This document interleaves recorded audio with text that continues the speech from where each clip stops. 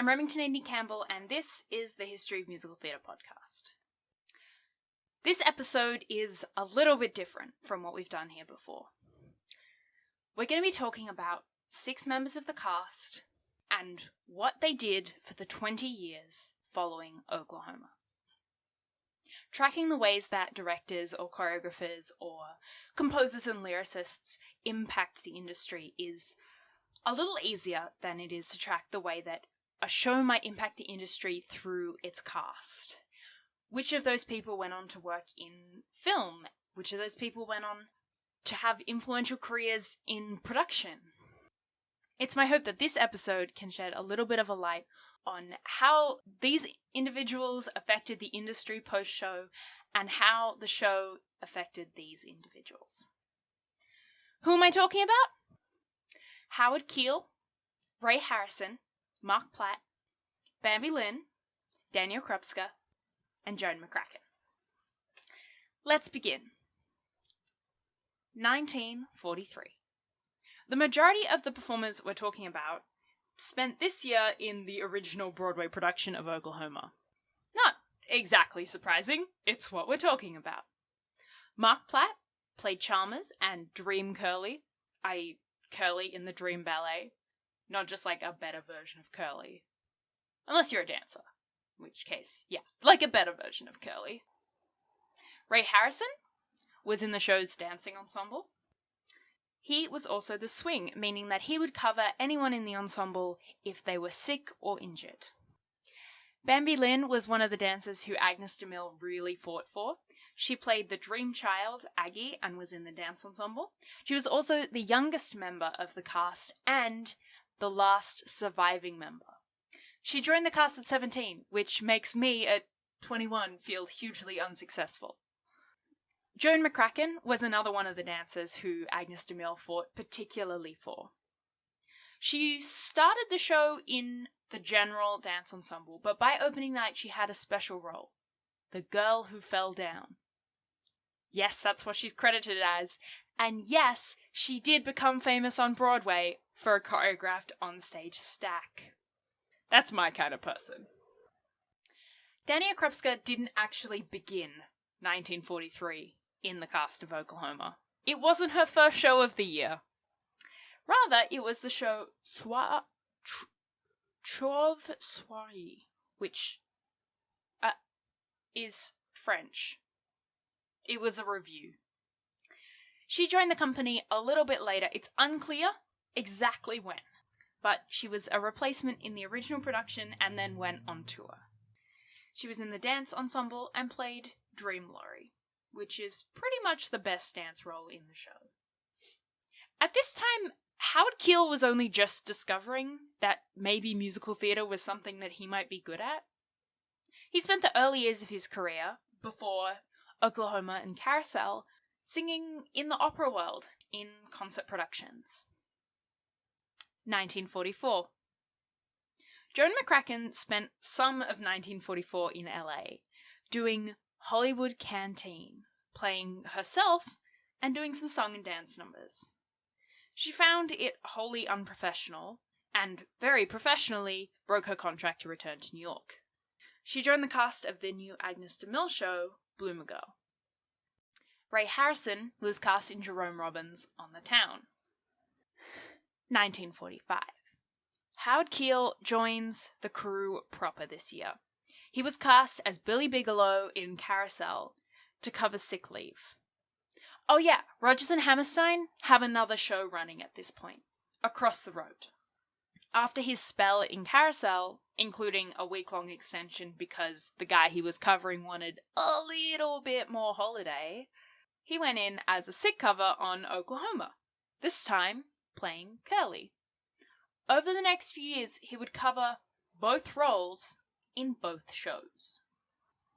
One of the most impressive feats during this time was the fact that one day he did the matinee of Oklahoma, the day show, and then the evening show of Carousel.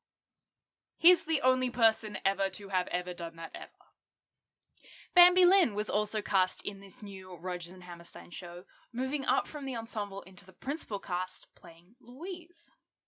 Mark Platt moved from New York to LA to do his first film, Tonight and Every Night. And Joan McCracken opened the show Billion Dollar Baby, playing Maribel Jones, in December. The show would run through much of the next year. 1946. Mark Platt, Howard Keel, and Joan McCracken all continued with 1946 as they'd done with 1945. Another film, Tarzan's Bars, covering Oklahoma and Carousel, and performing in Billion Dollar Baby, respectively. This year had a major change, though, for Ray Harrison. He branched out into choreography, working on the show Naughty Naught 00. 1947. 2 films for Mark Platt, Down to Earth and When a Girl's Beautiful, and 1 for Joan McCracken, the college musical Good News. Joan's contract wasn't renewed, so she returned to New York. This year, she also began to study acting seriously, which led to her being cast as Virginia in Bertolt Brecht's play Galileo, the Broadway production. It was a straight acting, non-dancing role. Dania Krupska also made a pretty huge change this year, working as Agnes de Mille's assistant on the new Rodgers and Hammerstein show Allegro. Ray Harrison also worked on this show. He played Bertram Woolhaven. Bambi Lynn also continued working on Broadway, this time playing the title role in Alice in Wonderland. 1948. Another title role for Bambi Lynn, this time Sally in Sally. Both Dania Krupska and Ray Harrison spent the year working as choreographers' assistants.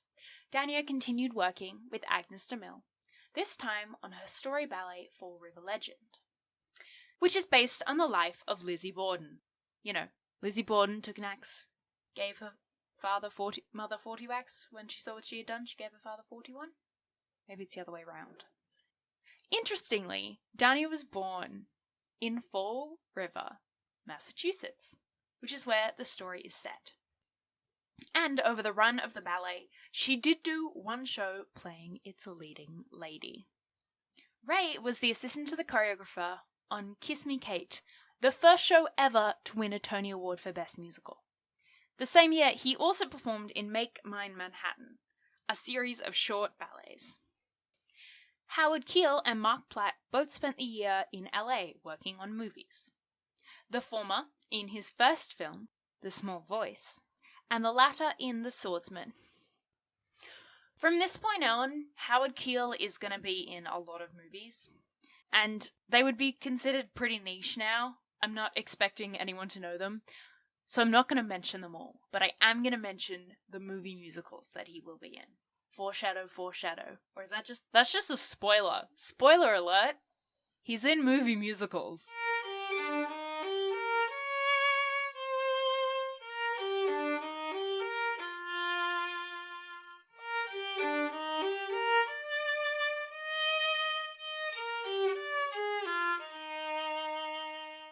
(1949). Another year working with Agnes de Mille for Dania, this time assisting on Gentlemen Prefer Blondes. This show was not a hit, and Agnes de Mille's choreography was especially not a hit. Joan McCracken did another serious straight play, The Big Knife. Mark Platt had a bi-coastal year, performing on Broadway in Kiss Me Kate, and in the film Adio, Mimi. I don't know what that film's about, but I like the name. Adio, Mimi. 1950. I said I'd talk about Howard Keel's movie musicals, and here they come. This year, he played Frank Butler in Annie Get Your Gun. Dania Krupska, Joan McCracken, and Bambi Lynn all worked on Agnes de Mille projects this year. Krupska was her assistant on Out of This World. McCracken was in the flop Dance Me a Song. In the show, she actually met Bob Fosse, who was not yet the big deal choreographer, but a chorus dancer. She also performed on the tour of the play Angel in a Pawn Shop, and appeared in the TV version of You Can't Take It With You. Lynn returned to Carousel, as she would many times. This year, she also started performing as a ballroom dance couple with her husband, Rod Alexander, as well as playing Bonnie in It's Great to Be Mine. 1951. Another significant movie musical for Howard Keel. Showboat. Sources list 1951 as the year Ray Harrison assisted Miss Holm on Out of This World. To be perfectly honest, I'm not going to go into a deep history of this show because no one's heard of it. I heard of it researching this, and I know almost nothing about it. I believe that what happened was DeMille was replaced with Holm partway through the project. Angel in a Pawn Shop came to Broadway, and along with it, Joan. It did not receive good reviews. But she was also in Peter Pan that year, not the Mary Martin one. That one hasn't happened yet. It'll take a few more years. But the version Joan was in had a few songs in it by Leonard Bernstein. 1952.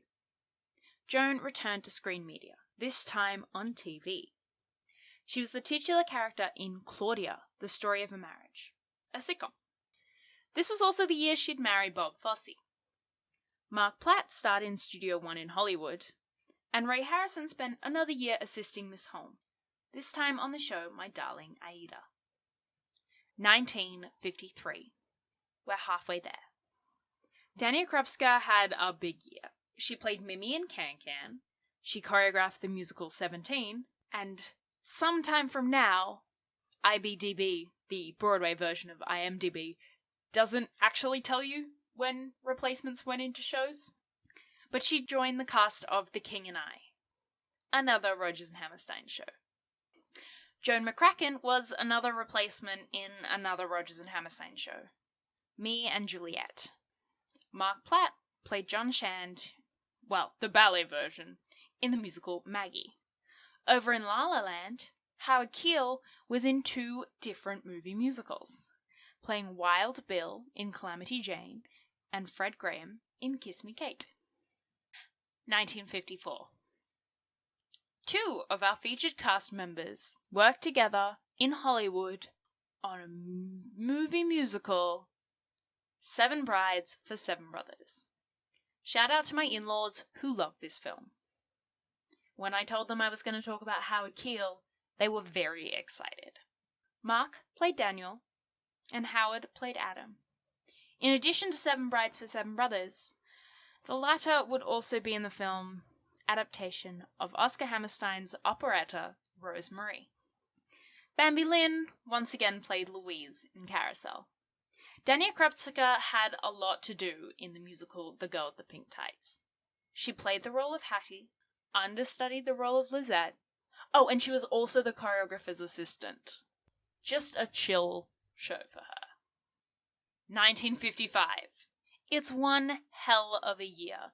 Oklahoma gets its film adaptation. Both Mark Platt and Bambi Lynn danced in this film. Mark in the chorus and Bambi as Dream Laurie. The little girls all grown up. Bambi also danced in the made-for-TV adaptation of The Desert Song. Howard Keel did another movie musical, playing the poet in Kismet, and Dania Krupska was the choreographer of the Shoestring Revue. This year wasn't all positive, though. It was the same year that Joan McCracken had her first heart attack. Years before Oklahoma, she had been diagnosed with type 1 diabetes, which was then known as juvenile diabetes. It was kept a secret for the sake of her career because the treatment available meant she still suffered from fainting spells. The heart attack led to the end of her dancing. It put too much strain on her body. 1956. Mark Platt played Mr. Callahan in The Wilder Years, and Dania Krupska was the choreographer for The Most Happy Fella. 1957. Howard Keel and Bambi Lynn worked together on Carousel, each returning to their original roles. Keel also performed in another Rodgers and Hammerstein show, South Pacific. Mark Platt began his transition to TV, playing Lieutenant J.C. Drew in The Secret Service. 1958. More TV work for Mark Platt. Sky King, Wyatt Earp, and Richard Diamond, Private Detective. Ray Harrison choreographed Portofino, and Joan McCracken made her final stage appearance in the play The Infernal Machine. 1959. Howard Keel returned to the stage in Saratoga. Not the the Place, the play, playing Clint Maroon, and in Mr. Roberts. Mark Platt continued to make guest appearances on TV shows: The Millionaire, State Trooper, and Five Fingers. Danny Okrupska moved beyond merely choreographing a show and became a director-choreographer, again on The Most Happy Fella. This was also the year that Joan McCracken divorced Bob Fosse. I guess so he could go on to marry Gwen Verdon, his not ill, allowed to dance muse. There's a reason that the people who own the rights to all the Fosse stuff is the Fosse-Verdon legacy. 1960. Lockup, Hostel de Pairs, and Dante for Mark Platt. All guest appearances in TV shows. Ray Harrison would choreograph A to Z. 1961. A busy year for Danny Okrupska. She directed a production of Showboat, choreographed a production of The Happiest Girl in the World, and in addition to this, she choreographed a ballet, Points on Jazz. Unfortunately, this would be the year Joan McCracken died. Another heart attack took her life. 1962. Howard Keel stayed on stage, performing in Carousel, Kismet, and No Strings. Bambi Lynn played Blanche in I Can Get It For You Wholesale. Danny Okrupska directed 17 and staged a production of Fiorello. 20 years.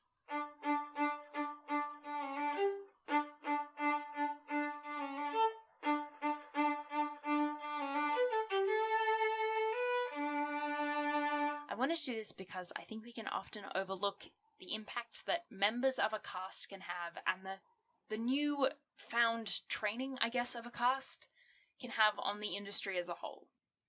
Multiple members of the cast went on to be on production teams, choreographing and directing and staging shows. They worked as assistants for some of the top choreographers of the time. Joan McCracken is said to have inspired Bob Fosse to go into choreography. And in addition to that, I think it would be silly to underestimate the amount of impact that someone like Howard Keel had on the Rodgers and Hammerstein-esque age of movie musicals. This era when all the integrated musicals got film adaptations. Showboat, Annie Get Your Gun, Calamity Jane, Oklahoma, Seven Brides for Seven Brothers. A lot of these films are the go-to references for these musicals. And I just think that's really cool. This outro bit was very unscripted, so hopefully it's not terrible. And hopefully Ollie, my editor, doesn't have too difficult of a time making me sound coherent. Next week is our last episode for this season. We're going to be talking about the legacy of Oklahoma.